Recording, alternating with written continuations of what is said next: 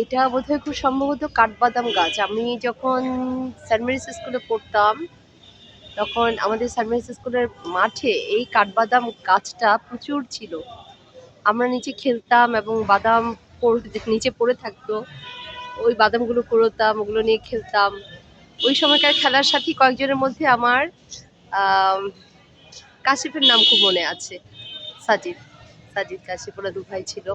খুব দৌড়াদৌড়ি করে খেলতাম আমরা। তারপর নীরা ছিল, মুনিরা।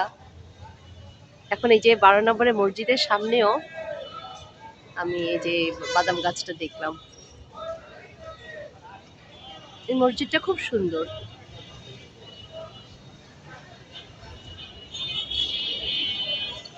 আব্বু ভিতরে নামাজ পড়ছে, আমি এখানে ওয়েট করছি। আব্বু বের হলে তারপর আব্বুকে নিয়ে একসাথে ফিরবো ইনশাল্লাহ। প্রত্যেকটা প্রার্থনালয় কিন্তু খুব সুন্দর, খুব পিসফুল হয়। দেখে মনে হয় যেন পৃথিবীর সমস্ত শান্তি এখানেই।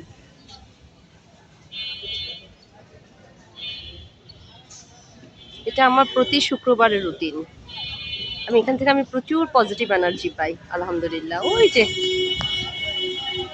ওই যে আব্বু আসছেন দেখা যাচ্ছে ভিতরে।